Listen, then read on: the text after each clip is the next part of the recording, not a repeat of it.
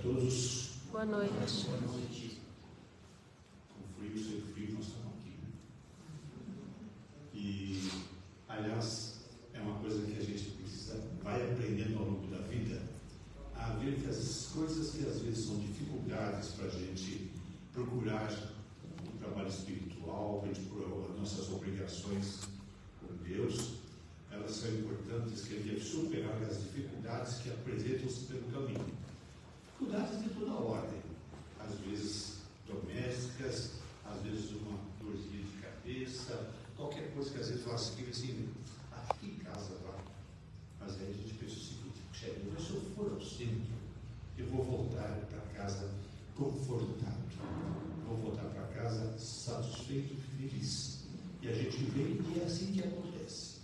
Enquanto nós estamos aqui conversando, desde nós saímos de casa, antes, a espiritualidade já cuidou deste ambiente, fazendo com que ele se tornasse aprazível, que ele se tornasse um ambiente acolhedor para todos nós. E cada um de nós está sendo submetido pela espiritualidade à observação, objeto do exame, e que eles vão perscrutar o que nós temos no nosso coração. Será que essa criatura já veio aqui algumas vezes? O que será que ela melhorou nas suas atitudes? Parou de reclamar? Parou de achar que a vida é uma porcaria? Passou a enfrentar as coisas com galhardia, com coragem, com alegria e confiantes em Deus, confiantes em Jesus, na sua proteção? Então, por isso que eu fico muito feliz quando venho aqui às terças-feiras, todas elas, e vejo vocês, porque eu vejo que vocês estão perseverando na sua intenção de melhorar-se cada vez mais. E para contribuir para essa melhoria, é que nós trazemos todas as terças e todas as quintas-feiras também alguém para fazer uma palestra que serve para nós nos ilustrarmos, aprendermos e prepararmos o nosso coração para sairmos daqui mais felizes, contentes, satisfeitos, certo? Então, hoje nós temos a satisfação de que uma querida amiga nossa, de tanto tempo, que é a Tânia, e ela vai falar sobre a ação de Deus. É um tema bastante sugestivo, que nós vamos aguardar com interesse para ver o que ela tem para falar para nós a respeito da ação de Deus. Para iniciarmos, então, antes dela usar a palavra, eu quero pedir ao Kesley que faça uma oração para a gente.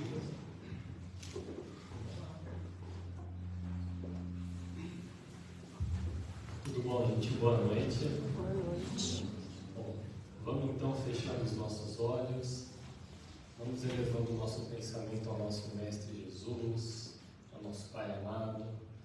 Vamos agradecer por estarmos aqui reunidos mais uma vez, buscando maiores conhecimentos e esclarecimentos acerca da doutrina espírita e do Evangelho do nosso Mestre. Que estejamos todos com os corações abertos para recebermos essa paz, essa luz, essa serenidade que vem do plano espiritual. Como foi dito aqui pelo seu Almeida, os amigos vêm trabalhando em nós e acreditando no nosso potencial de coragem, de força de vontade, de sermos pessoas melhores a cada dia, de darmos o nosso melhor e de nos entregarmos nessa jornada terrena. Que ao sairmos daqui também essa noite, possamos sair muito melhores do que quando chegamos, levando conosco também, além desses conhecimentos, a confiança de que jamais estamos sozinhos, de que Jesus sempre está do nosso lado E além de Jesus, os nossos mentores, os nossos amigos espirituais, aqueles que nos acompanham, torcendo por nós, torcendo pela nossa vitória, torcendo que chegamos um dia num plano mais elevado. E assim, abençoe também a nossa irmã, que fará a palestra dessa noite, inspirando e trazendo as melhores palavras possíveis, para que seja uma noite muito proveitosa e agradável. Que Deus abençoe a todos nós, que seja uma noite maravilhosa, que assim seja. Que assim seja. Então, fica à vontade.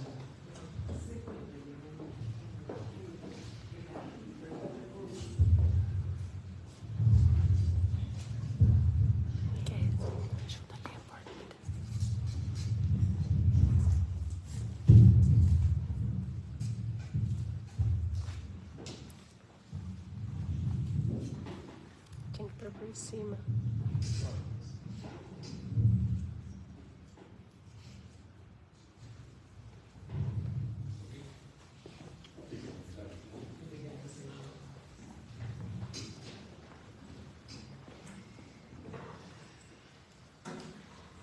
Olá, pessoal. Tudo bem? Ouvindo bem? Pois é.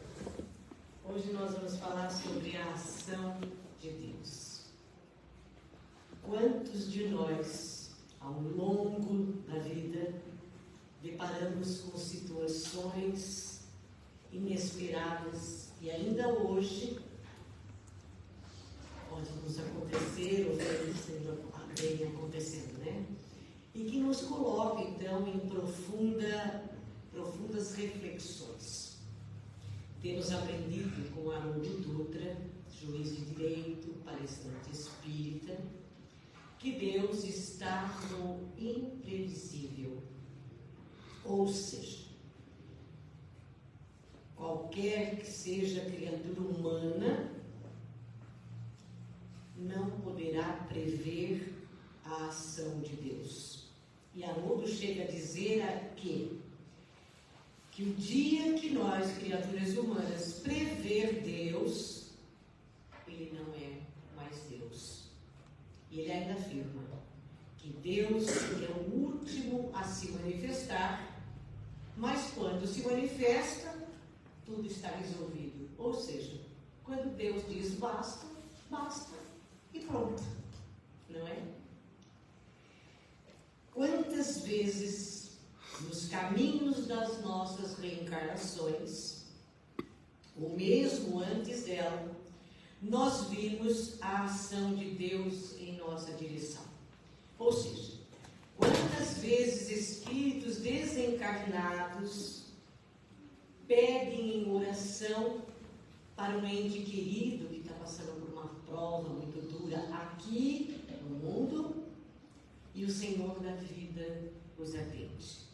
Seja ele um espírito errante ou pelos méritos. Não importa, porque Deus, enfim, é puro amor. Então ele atende a todos, não é? E principalmente quando nós achamos que para determinada situação não há mais solução. Aí de repente a vontade suprema se faz presente e tudo se transforma. Então, como é que age o Pai Celestial? E como senti-lo? Vou numa breve exposição, bem enxugando mesmo. Tem um livro da Sueli Calda Schubert sobre o semeador de estrelas. E no capítulo 16, ele conta a história de que quando ele está... A história real. Que ele vinha vindo de Catanduva, de Valdo Pereira Franco, que foi fazer uma exposição, e naquela época ele tomava o trem. Saía de Salvador para São Paulo para Catanduva, e terminada a exposição, ele veio para a estação rodoviária de trem de Catanduva, e ali ele presenciou uma mãe abraçada a uma filha dos seus 18, 19 anos, e com muito carinho, com muito afeto, e chorava a mãe, chorava a filha, e o Divaldo ficou prestando atenção naquele encontro afetuoso, e viu que a menina era muito novinha. E na primeira apito do trem, a menina entrou apressada, Divaldo também, ele sentou assim no corredor do lado de cá, a menina do lado de cá, né? paralelo assim, os dois. Tudo bem. E quando chegou na estação de Araraquara, Divaldo percebeu que o trem, note-se que o trem não estava tão lotado, principalmente aquele vagão estava bem vazio. Entrou o rapaz, olhou todo o banco e veio sentar justamente ao lado da garota. Divaldo olhou e fez já, né, aquela mediunidade que ele tem.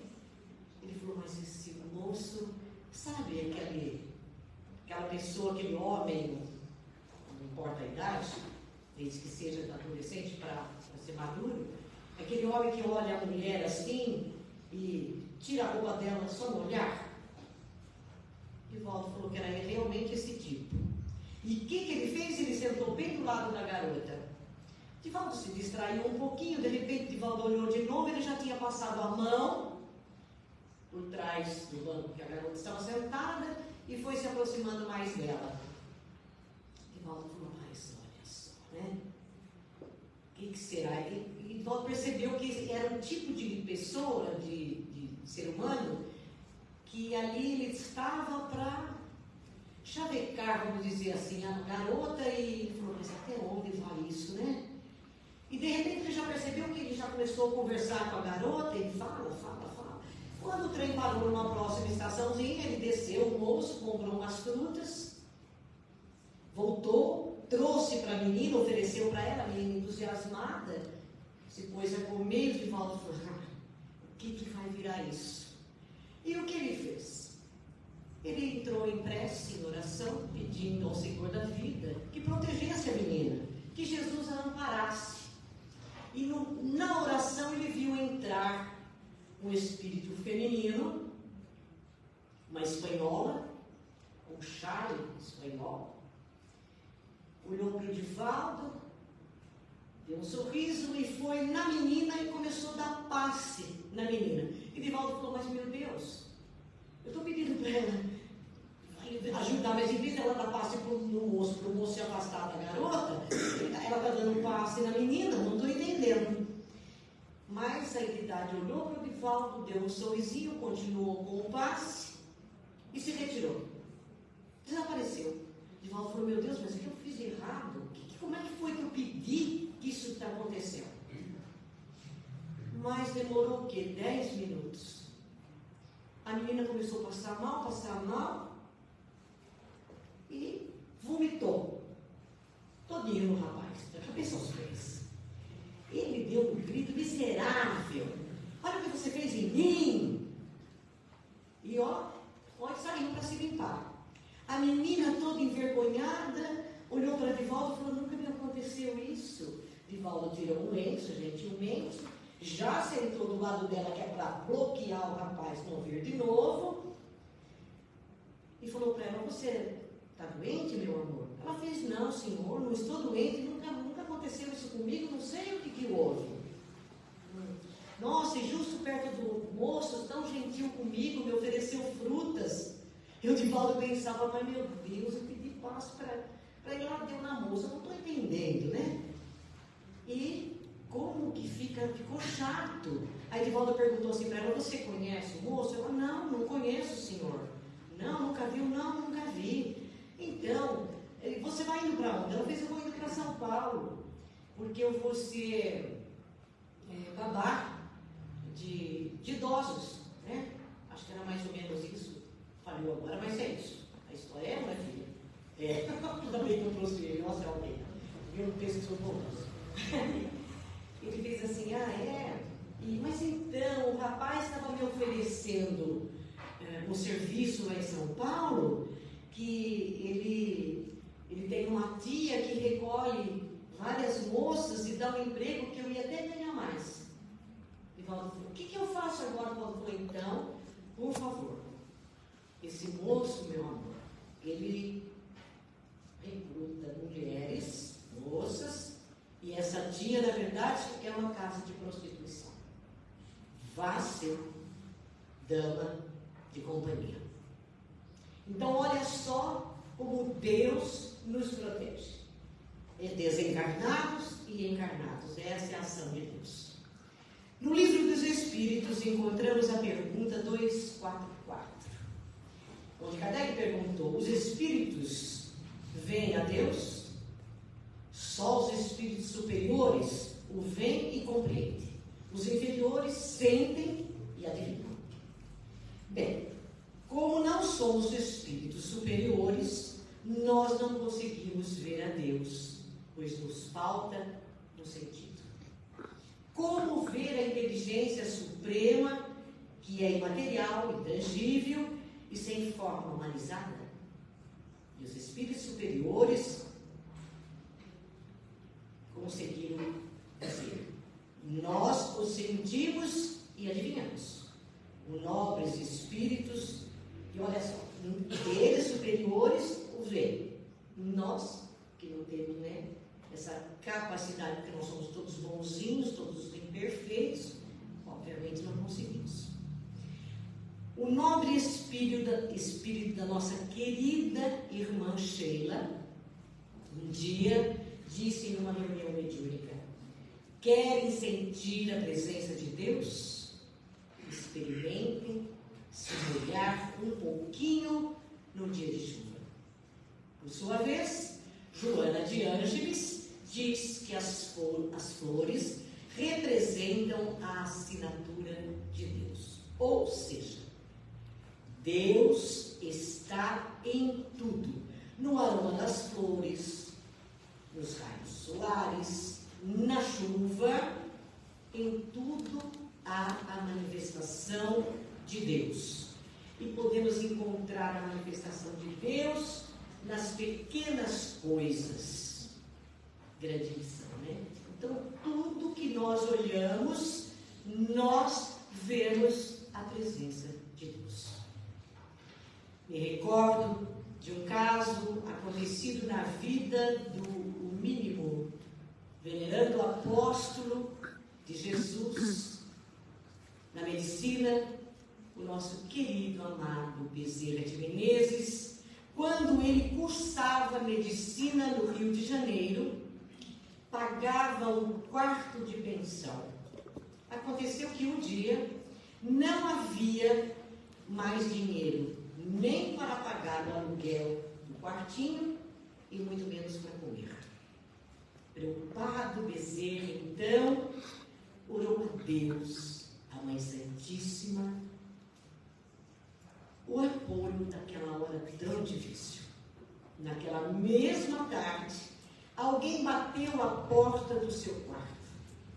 Era um pretenso aluno para aulas de matemática. Dr. Bezerra, então, tentou argumentar com o rapaz que daria aula, mas que não era a sua aptidão. Mas o rapaz insistiu que precisava muito das aulas e até pagou todas adiantado. Combinaram dias e horas para as mesmas.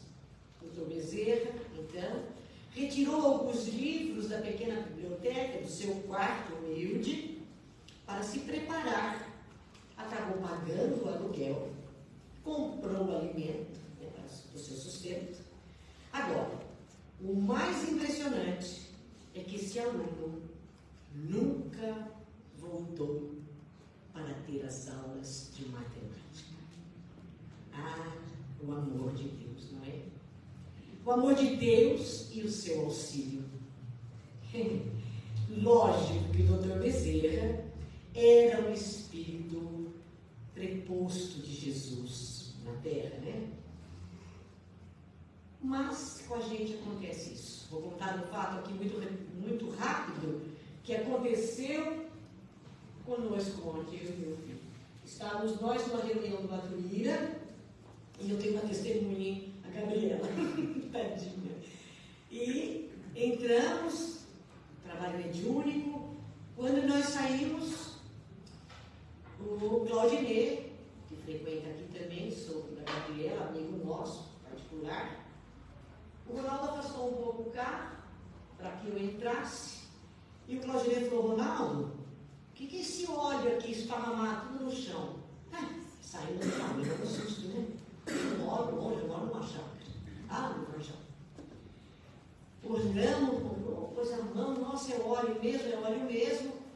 O Neto, um grande amigo nosso, aliás, eu falei que ele é um anjo da guarda do meu filho Ronaldo, que é o marido da Gabriela, falou, não se preocupa, Ronaldo, larga o carro aqui, amanhã você passa aqui no mecânico, nós te levamos para casa. E hoje nós viemos chique, né? Porque nós viemos de Corolla, e que não é nosso, é dela, da Gabriela. Então veja só, nós estamos na porta do barulho. Você acha que isso foi acaso de alguém ver? Nós podíamos ter ligado o carro, falado tchau, saindo. E o que podia acontecer? Fundir o motor. Mas isso não é um acaso. É uma providência divina, sim.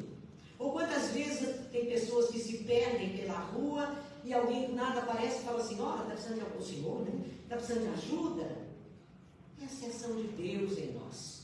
Isso é comum acontecer. Por isso, Jesus Cristo, e aliás, Deus nos auxilia no material e no espiritual, né? Que é muito importante. Por isso, nosso Senhor Jesus Cristo nos ensinou a entregar a nossa vida resignadamente nas mãos de Deus, quando disse Jesus, Pai, a Ti entrego o meu espírito. Um grande ensinamento, porque é o que nós devemos fazer, entregar nossas vidas, nossos espíritos, procurando o comando de Deus, porque quando nós vamos no fluxo das leis divinas, ou das leis de Deus, entregamos o nosso espírito para Ele, sem a nossa interferência do egoísmo. Aí nós seremos mais felizes. Aí nós somos mais felizes. Então, entregar o nosso espírito nas mãos de Deus é deixar que Ele nos conduza segundo a sua vontade, sem a nossa interferência egoísta e fazendo aquilo que a lei nos diz de amar como podemos, não é? Pois bem, Humberto de Campos narrou um dia Chico Xavier, no ano de 1935, e nos fala um pouco da ação de Deus em nossas vidas. E lá no livro está, quando o doutor C, ele não pôs o nome, só pôs a inicial, antigo facultativo do Rio de Janeiro, começa a sua narrativa dizendo, é pena que venhamos a compreender tão tarde o Espiritismo, reconhecendo a sua lógica e a grandeza moral, depois do nosso regresso ao mundo. E continua. Eu mesmo, doutor, nos meus tempos de clínica no Rio de Janeiro, fui testemunha de vários casos extraordinários desenrolados sobre as minhas vistas. Todavia, fui também presa do comodismo e do preconceito.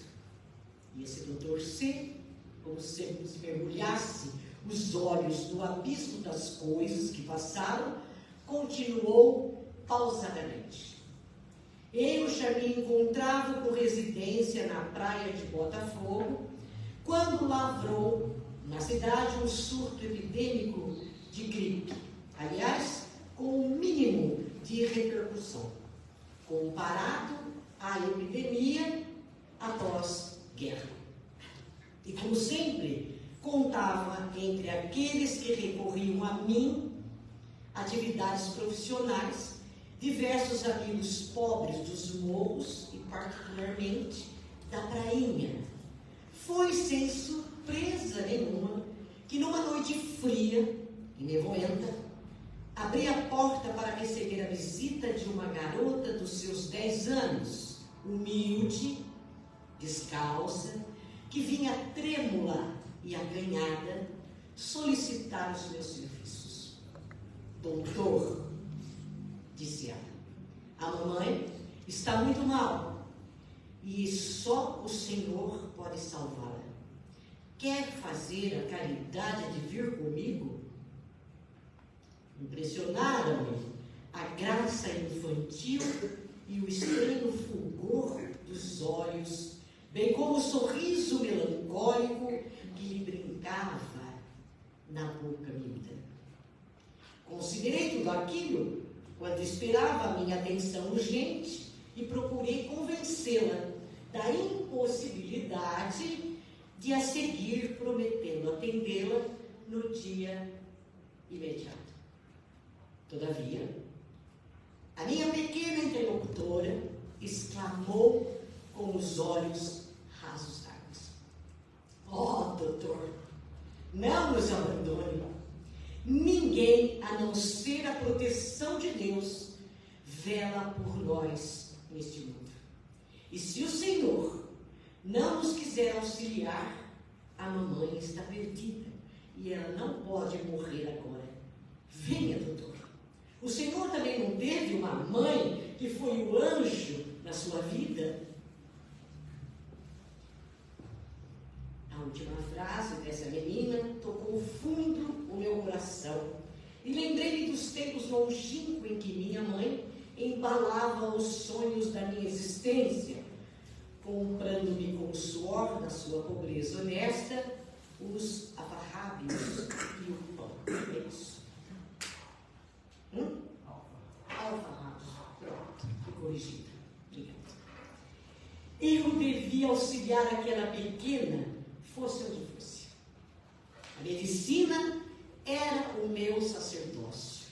E dentro da noite chuvosa, que a tudo molhava, como se o céu invisível chorasse sobre as trevas do mundo, o táxi rolava conosco como fantasma barulhento, atravessando as ruas alagadas e desertas.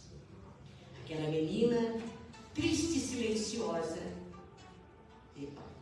tinha os olhos brilhantes, perdido no vácuo. Seu corpo magrinho recostava-se inteiramente nas almofadas, enquanto os pés minúsculos se escondiam nas franjas do tapete do carro. Lembrando as suas frases significativas, quis ele reatar no diálogo. E pergunta: há muito tempo que sua mãe está doente? Ó Senhor. Não, Senhor. Primeiro fui eu. Enquanto estive mal, tanto a mamãe cuidou de mim que até caiu cansada e enferma também. Que sente sua mãe? Ah, doutor, sente muita febre. As noites são passadas sem dormir.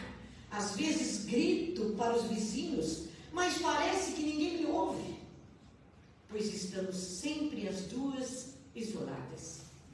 Costumamos chorar muito com esse abandono, mas a minha mamãe diz que a gente precisa sofrer entregando o coração a Deus. E como soube você onde mora? Não sei bem explicar, mas na verdade foi a visita de um homem que eu não conhecia. Chegou devagarinho à nossa porta, chamou-me à rua, dizendo-se amigo que o senhor muito estima e ensinando-me a sua casa. Prometeu que o senhor me atenderia porque também havia tido uma mãe boa e carinhosa. Nosso diálogo foi interrompido. A pequena enigmática mandou parar o carro. Apontou o local da sua residência, estendendo a mão, desencarnada e miúda, e com poucos passos batíamos a porta modesta de uma choupana miserável. Espere, doutor, disse ela. Eu lhe abrirei a porta passando pelos fundos. Já inquieta, desembaraçada, desapareceu das minhas vistas. E uma tramela deslizou com cuidado no meio da noite, e entrei no casebre. Uma lamparina bruxulenta e humilde que iluminava a saleta com seu clarão pálido, deixava-me ver no catre limpo um corpo de mulher desfigurado e disforme. Seu rosto sugado de lágrimas era o atestado vivo das mais cruéis privações e dificuldades. A nobre estava ali, petrificada da sua dor. Todos os martírios se concentravam naquele pardieiro abandonado. As minhas primeiras perguntas respondeu numa voz suave e débil. Não, doutor, não tente arrancar minha alma desesperada das garras da morte. Nunca precisei tanto como agora deixar para sempre o calabouço da vida. E prosseguiu, delirando. Nada me resta, doutor. Deixa-me morrer. Sobrepus, porém, minha voz às suas lamentações e exclamei com energia: minha senhora, vou tomar todas as providências que o seu caso está exigindo. Hoje mesmo cessará esse desamparo. Urge reanimar-se. Resta-lhe muita coisa no mundo. Resta-lhe esta filha afetuosa que espera o seu carinho de mãe extremosa. Minha filha, doutor, retrucou aquela criatura, meio mulher, meio cadáver, enquanto duas grossas lágrimas feriram fundo a sua face empalidecidas. Minha filha, doutor, minha filha está morta desde ontem. Olhe, doutor, ali no quarto e não procure devolver a saúde a quem tanto necessita morrer. Então, espantado, passei ao apartamento contínuo, o corpo de cera.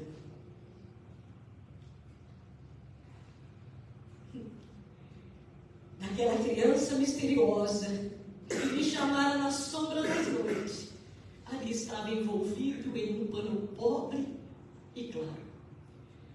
O seu rosto imóvel de boneca magrinha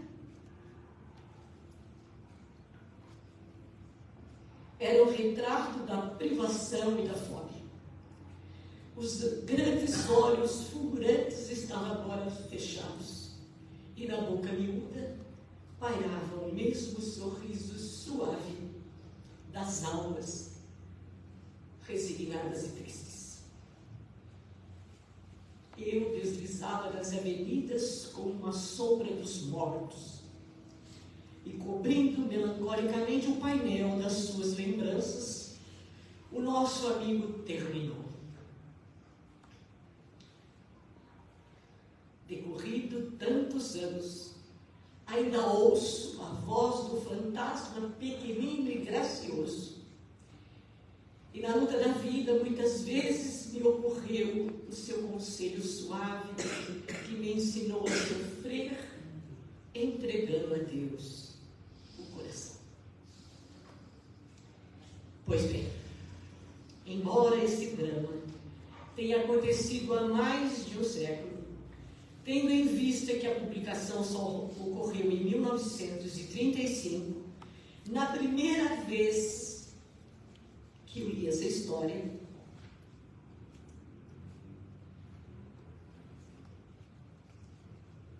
eu juro que eu chorei com profunda emoção. Então, fechei o livro também, os olhos, cerrei e orei a Deus pelo espírito desta criança, desta mãezinha e deste médico caridoso, para que eles recebessem todo o meu amor, onde quer que estivessem. E para essa criança e essa mãezinha, também também tenha se encontrado no mundo maior após a provação difícil. O que podemos tirar dessa lição? Tirar dessa lição que nós podemos e devemos orar para todos os desencarnados, não só para os nossos amigos e parentes, todos. Orar para aqueles que estão prestes a reencarnar, para ter resignação, coragem de enfrentar novamente as vicissitudes, porque é uma renovação para o seu próprio espírito. Devemos orar para quem está encarnado, seja ele quem for, não os que dormem nos asilos, nos orfanatos, nas ruas, nas lajes, ou nas igrejas, não importa. A oração não se perde. É um bálsamo para quem doa e muito mais para quem recebe. Palavra simples, mas saída do fundo da nossa alma. E para nós, fica a certeza que além da noite, dos nossos dias de dor e sofrimento, porque eu sei que todos nós passamos por isso, jamais esquecemos que Deus vela por cada um de nós. E assim, com o coração renovado na fé em Deus, eu posso dizer, porque dizer que a vida é triste, que o mundo é mera fantasia, felicidade não existe e que o amor é hipocrisia, porque viver nesta amargura e maldizendo o amor de Deus, porque chorar só desventura, se existe luz nos olhos seus. A vida é bela, minha amiga, porque viver na solidão, se brilha o sol em teu caminho, faça feliz seu coração, semeando amor onde há espinhos, até a dor sabe sorrir, e a ave presa vive a cantar, porque você não vê florir estrelas mil junto ao luar. A vida é bela, minha amiga, o entardecer em multicores deixa saudades no horizonte, por entre espinhos nascem flores e entre amores murmura a fonte. Além da noite o sol desponta e a natureza se enternece. O amor de Deus é amor sem conta, que embala o mundo em doce prece. A vida é bela, meus amigos. Que a paz do nosso Senhor, o Rabi Galileu, esteja e permaneça com todos vocês. Muito obrigada pela presença dessa noite